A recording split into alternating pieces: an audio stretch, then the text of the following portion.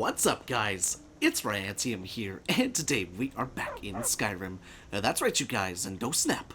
Is it going to be an awesome freaking day? So, guys, welcome back, and happy Sunday. So, today we're going to be taking a look at kind of a special home that both combines castles and the kind of dimensional homes that I've been a big fan of ever since I started showcasing them. So today, we're taking a look at the Mystic Order. Now, the Mystic Order is a castle home located in a new dimension, kind of outside of Skyrim, but in order to get the home, it's free, but you have to go through a little bit of a quest. Now, it's a very short quest that starts out here in Riverwood in the Sleeping Giant Inn. Now, we're right here in Riverwood, as everybody knows where it's at.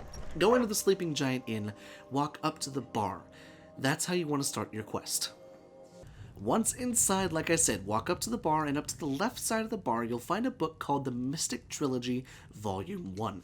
Go ahead and read that, and it starts the Mystic Order. Now, you can read the book for lore and everything like that, but then it pops up with Find the Strange Ruins. Now, you want to go ahead and make sure that that is selected on your mission loadout area, and we can go ahead and come right outside back into Skyrim and find the Strange Ruins. Now, we'll go through the entire quest line so that those of you who want the home can follow right along with us, kind of like a little bit of a playthrough. Don't know what happened to my voice there, but it's continuing, but we'll go ahead and teleport up here to where the Wayward Pass is at, because Find the Strange Ruins is right next door. So once we're up here, I'm using the toggle collision spell to go ahead and walk my way through the, walk my way over or kind of through the mountain range, but I do believe there is a way to get over there, obviously without using cheats. We'll just go ahead and run straight through the mountain right here, and it's right here. You're looking for this big ominous type of monolithic type structure up here.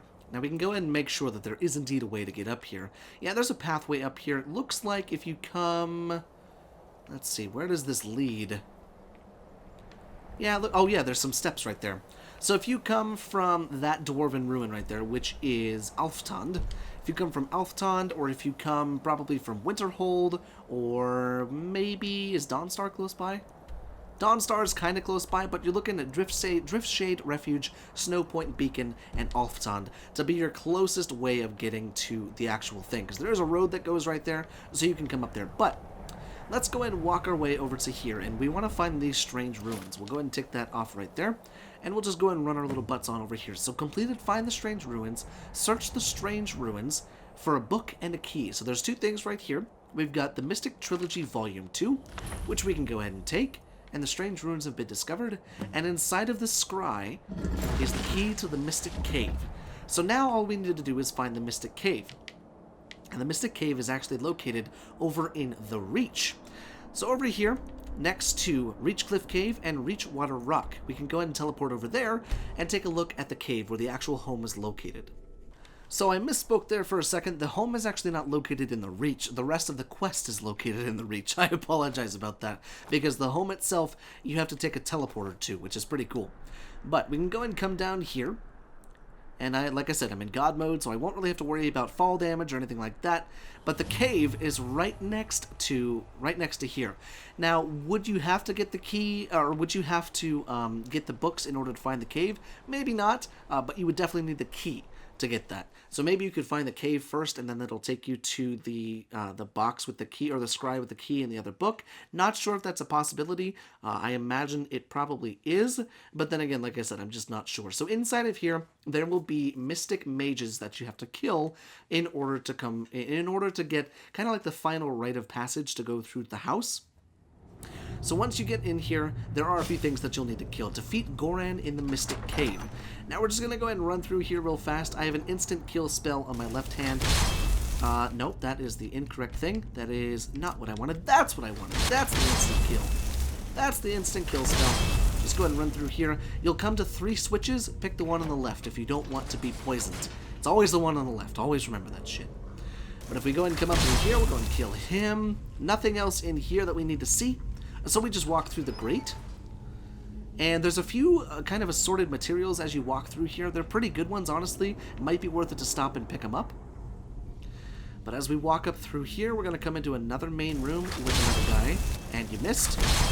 Perfect. Another guy right there. All of these guys don't have anything important on them, but if you want to search them for their robes and everything like that, you can absolutely do that.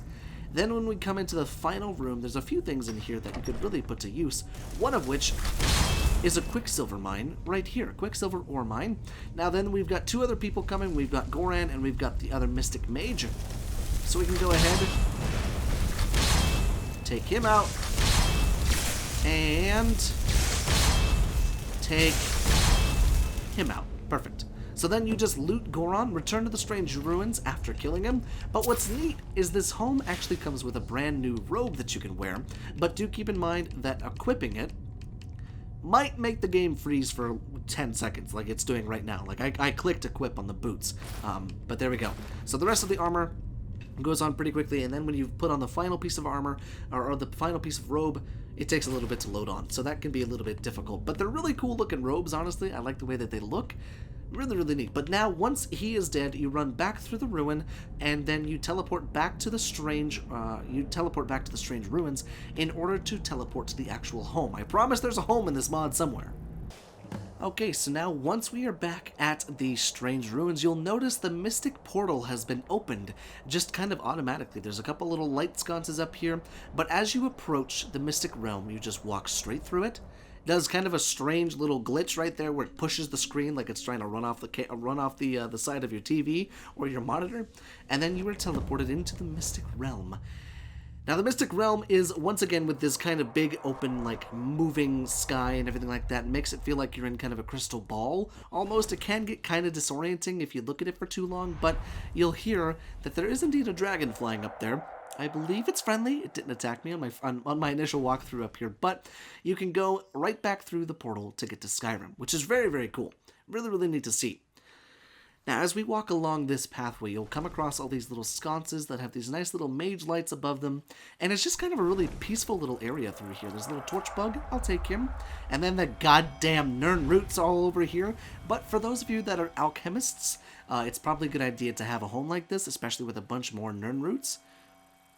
But as we walk through here, we come across this big bridge right here. It's really, really mystical in here, and I wonder why. It's called the Mystic Order. But as we come through here, we finally come across what our home looks like. And I gotta say, the initial reaction of this was so cool. I loved it so much. I love the way this castle looks.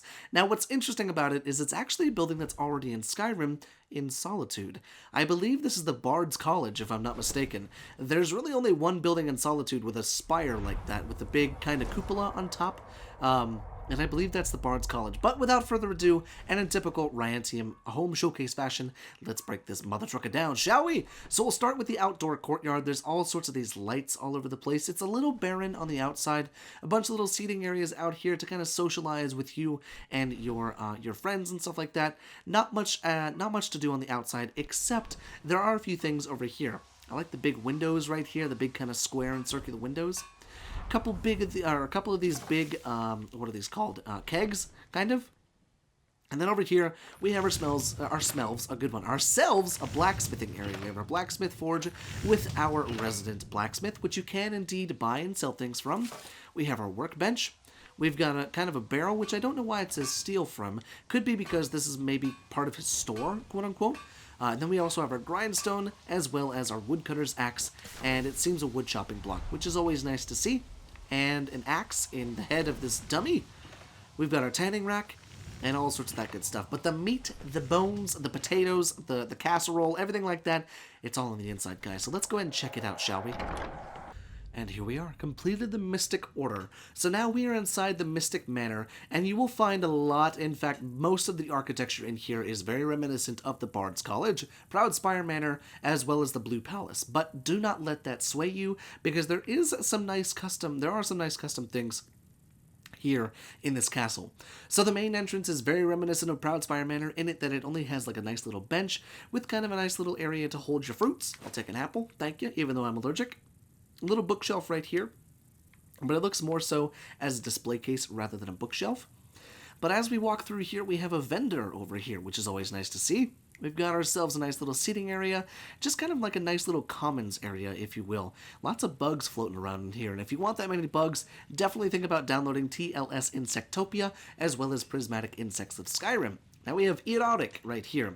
Not sure exactly what he sells. Looks like he sells miscellaneous stuff. He's kind of like Bellathor with all of his bullshit. But you can actually take a bunch of this stuff. We've got ourselves a Nordic bow and a Nordic sword. I am not doing that much damage. I'm in God mode. Just keep that in mind. But is there anything inside of this lockbox? Oops. I didn't mean to kick that. Oh yeah, there's a couple things in there. Okay. I did not mean to kick that lockbox, but or the bowl. But yeah, that seems like that's everything that's over here. Just kind of a nice little area, a little bit bland over there in the corner, but it's just kind of a nice little area to chill by the candlelight, grab yourself a drink, maybe grab yourself a kind of a pastry from the kitchen, and you're good to go. So over here is kind of where I would imagine you would probably have like the barracks, quote unquote, if it was like a military camp.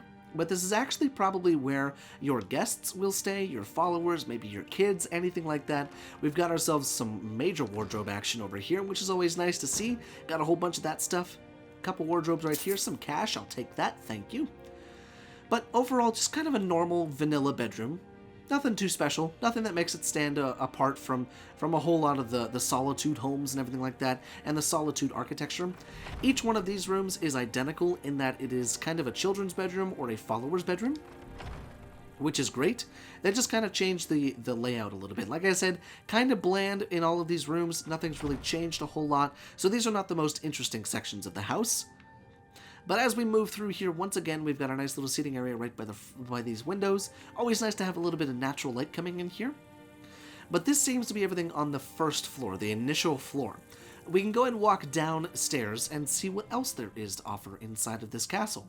Another big kind of commons area through here, some nice chairs, some nice tables to set stuff down on, and then we find ourselves kind of the grand eating hall. And I love the way this looks because it looks vanilla, but it looks kind of vanilla with sprinkles, and I kind of really like that. It's got a whole lot of stuff in here that I don't think has ever been done in Skyrim with the vanilla stuff. It's just kind of, the mod author took the vanilla assets and piled them all on top of one another and almost made it look as if it was custom, which is really, really cool. So over here we've got ourselves a nice big bar. Gonna belly up to it, gonna go ahead and take some of that mead, buy some stuff from Yastia, most likely is what her name is. Got some loose stuff on the back, looks like, pretty nice to see. Got some honey right here, thank you, I'll be taking that. And then inside of here, we've got ourselves kind of another little work area, or the kitchen. And I really, really like this kitchen. The lighting in here is great. The food hanging on the walls, we've got the ones on the table. Really, really cool to see. Lots of stuff in here. We've got ourselves our cooking pot right there. Actually, no, that's not even a cooking pot. Just a regular pot. I don't see a cooking pot, though. That's interesting. Maybe it's not in here? That would be very strange. Huh. Doesn't look like there's anything you can cook with in here. That's interesting. Interesting design choice. Unless you can... no, you can't... No. Okay. And that does not work. Okay. Well, strange. But we have ourselves a wood chopping block right there, or a poacher's axe right there, but it actually doesn't work, which is unfortunate. A lot of this in here seems to just be for aesthetic. Perhaps you'll get most of your food and alchemical ingredients from Yastia right there. Perhaps. Not sure.